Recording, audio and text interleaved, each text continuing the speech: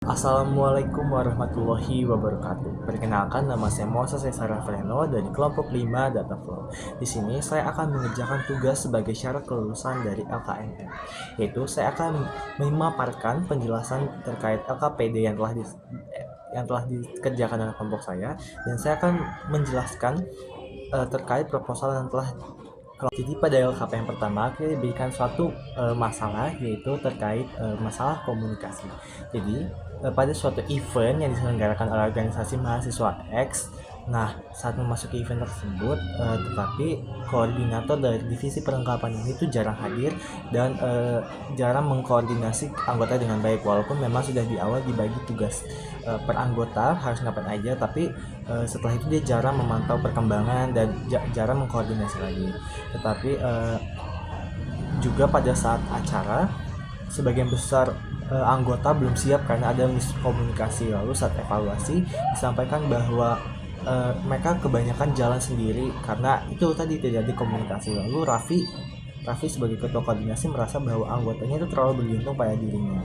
Lalu peran pertama, penyebab utama dari masalah ini adalah divisi perlengkapan itu lalai dalam mengemban tugasnya yang seharusnya membimbing dan mengayomi. Jadi tugasnya koordinasi bukan hanya untuk membagi tugas lalu pergi meninggalkan, tapi juga harus mengarahkan dari awal sampai akhir dan selalu membimbing dan merangkul anggota-anggotanya. Nah, untuk pertanyaan kedua, bagaimana cara yang efektif sebagai seorang koor? Nah, dari kelompok kami, yaitu adalah untuk tetap harus memfollow up tugas-tugas dari setiap anggota dan juga mempertahankan komunikasi antara anggota, karena komunikasi dalam berorganisasi itu sangatlah penting. Lalu pertanyaan ketiga adalah bagaimana jika saya atau kami menjadi anggota dari divisi tersebut. Lalu jika saya sebagai anggota dari divisi tersebut, maka setiap tugas-tugas yang telah dibagikan kepada saya, jika saya sudah mengerjakannya, akan saya terus follow up atau saya laporkan terus kepada ketua dan meminta untuk petunjuk berikutnya apa yang harus dilakukan lagi, dan juga untuk selalu mengingatkan koor agar tetap bersikap komunikatif dan terbuka kepada setiap anggota yang lain. Lalu yang keempat, bagaimana sebaiknya divisi tersebut menyelesaikan konflik yang sudah terlanjur muncul. Jika sudah terlanjur muncul, mau tidak mau kita tetap harus melaksanakan tugas kita, tapi sambil memperbaiki komunikasi, karena komunikasi merupakan kunci utama dari sebuah tim. Lalu apa aja pelajaran yang bisa diambil dari cerita ini? Yang pertama, kami belajar bahwa komunikasi merupakan hal yang paling penting dalam kerja sama tim. Lalu yang kedua, kami juga belajar bahwa anggota perlu aktif dan berinisiatif, jadi tidak harus selalu mengandalkan koor dari divisi tersebut. Lalu yang ketiga, kami belajar bahwa rapat evaluasi itu juga diperlukan sebagai pembelajaran ke depannya dan juga sebagai pengingat bagi kita bahwa kesalahan-kesalahan yang kita lakukan, apa aja kesalahan-kesalahan yang telah kita lakukan. Lalu yang berikutnya ada kerja tim membutuhkan kejelasan peran. Jadi kita juga harus, misalnya kita sebagai divisi koor, kita harus jelas bahwa kita merupakan pemimpinnya, kita bukan anggotanya gitu. Jadi kita memimpin anggota-anggota yang ada dengan jelas. Berikutnya, saya akan menjelaskan tentang proposal yang telah kelompok kami buat. Di sini kami membuat proposal kegiatan dengan nama Data Science Cares Food Waste.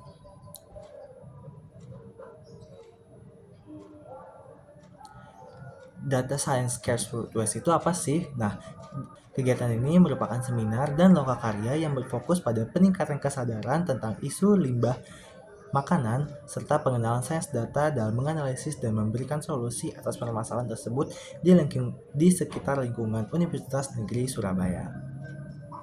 Nah, kenapa kami memutuskan dan memilih untuk mengangkat isu ini dan dijadikan sebagai acara dalam proposal kami? Karena food waste atau limbah makanan merupakan permasalahan global yang cukup serius. Oleh sebab itu, kami sebagai mahasiswa program studi sains data melihat permasalahan ini tidak hanya dari perspektif sosial dan lingkungan, tetapi juga dari perspektif data, dari pola konsumsi, jenis makanan yang sering terbuang, dan volume limbah harian. Nah, itu semua merupakan data berharga yang dapat dianalisis untuk menemukan akar masalah dan merumuskan solusi yang efektif.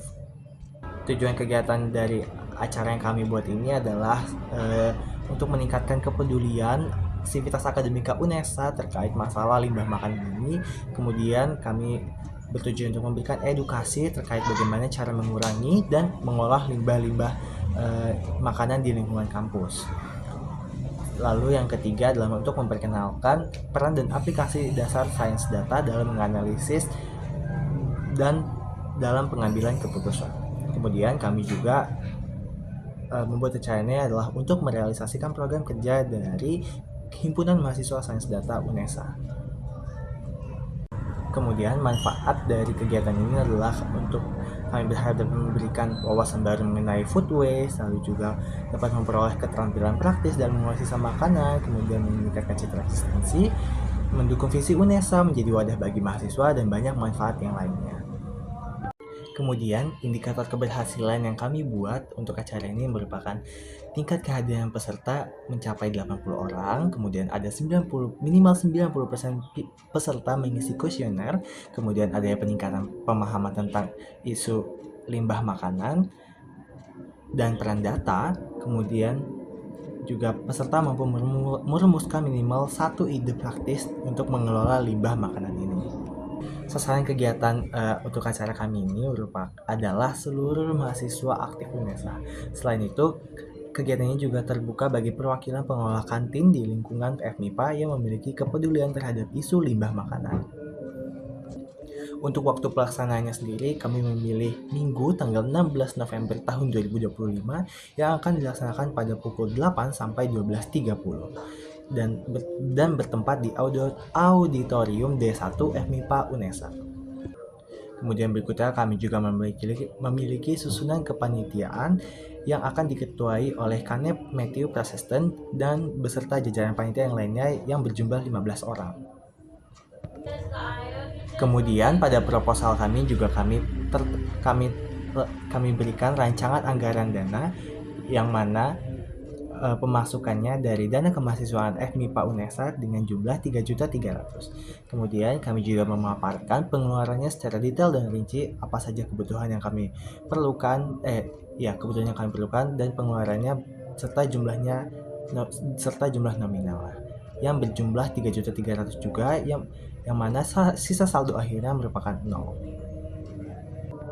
Kemudian pada proposal kami juga kami berikan susunan acara dari Sains Data Cares Food Waste ini yang dimulai dari registrasi, kemudian pembukaan, lalu sambutan ketua pelaksana, kemudian sambutan ketua hima, lalu ada sambutan dari koor prodi, dosen pendamping, dan pembukaan acara, lalu dimulai memasuki pada sesi seminar, yaitu sesi 1 seminar urgensi dan dampak food waste, yang kedua adalah lokakarya yaitu peran sains data dalam mitigasi food waste.